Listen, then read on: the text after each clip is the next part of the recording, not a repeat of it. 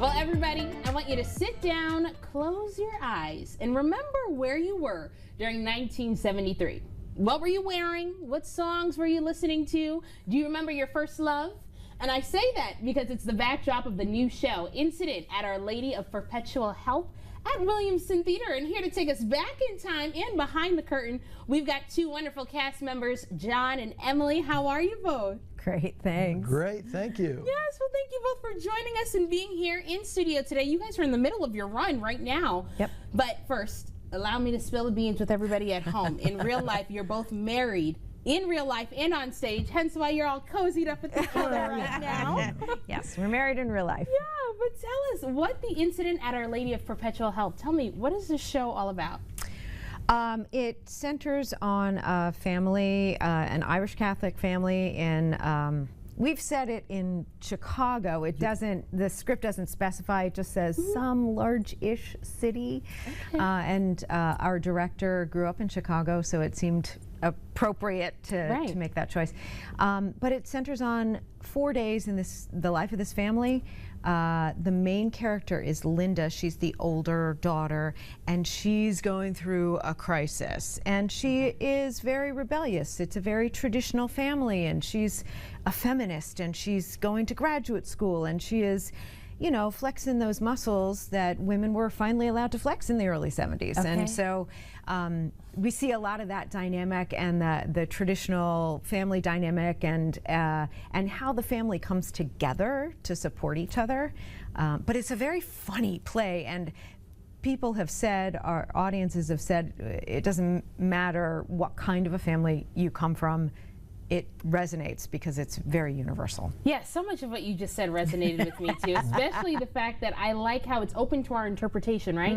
It could be Chicago, but maybe it's from New York City. Maybe it's taking place in Detroit. Wherever you're from, you're kind of putting yourself back in that time period. It actually says that in the script. Yeah. It says, you know, Boston or Chicago or Indianapolis or Cincinnati. Any major city. Yeah, so we just chose one at random. Okay, well, I like to hear that. Now, first, you got to tell me, how does this dynamic work for the both of you, too? Husband and wife at home, husband and wife at work. Do you guys even feel like you're acting when you're on stage? Yes, we do.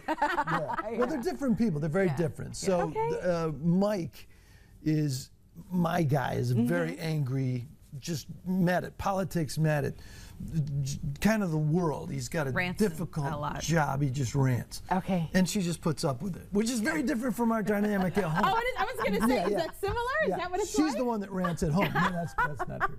Well, of course, you get to see all of this unfold on stage. But on top of that, not only do you play Mike, you play two other characters, too. Yeah. So how do you manage to tell a story from literally 3 different points of view, all in like, what, an hour and 30 minutes?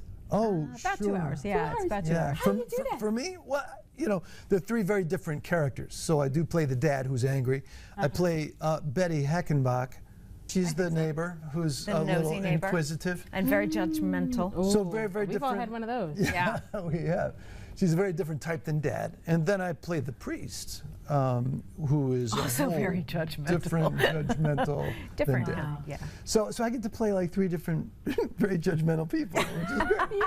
Yeah. But they all take their own shape, their own form. But for people who are watching in the audience, I'm sure each of those characters, there's somebody who they know is that neighbor, somebody who they know is that priest, somebody who's like, this is my dad literally on stage, just in a different body. And we also have Mona Jahani is our costume designer, and she's done an amazing job. You can imagine, set in the 70s, the types of clothing that are possible for all the characters, but for John in particular, playing 3 such different characters, and we have an amazing team backstage. Have some quick changes. Very quick changes. Yeah. So we're grateful for that support backstage as well. Absolutely. It takes a whole team to put together a show. I think a lot of times people just see everyone on stage and they think that's it. These are the only people part of the production, but there's so many different hands, stage hands, literally in every single element of the show that get to put together this Michigan premiere that you're hoping resonates with a lot of people. Now tell me, what are some of the other elements of the show, aside from family, that you want people to really walk away with?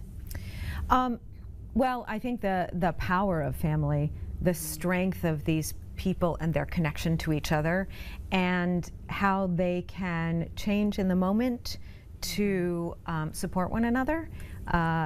there's, you know, it's a mom, dad, 2 daughters, but there's the crazy aunt as well who has come to live with them because she's going through a rough patch, and she throws in a really fun element. She's played by Sandra Birch, who our audiences love. She's fantastic. She's been on stages all over the state, so she's a fun element as well. But all the characters are kind of broken a little bit. There's a little bit to them that everybody can relate to, and like, oh, ouch, that hurts, because none of them are the perfect person. But this family just comes together and helps each other out in all these different situations. And I think part of it is just we're all going to be okay. And plus, it's a couple of hours of just straight laughter. We've had so many responses of, man, I haven't laughed this hard in a long time. Of course, you at home can catch the incident at Our Lady of Perpetual Help at the Williamston Theatre. The show runs now all the way until August 3rd. So that ticket information is listed below. So I would really want to say continue breaking a leg. Break a leg, but clearly you guys have been doing it. And thank you so much for sharing the story right here on Studio 10. Thanks for having us.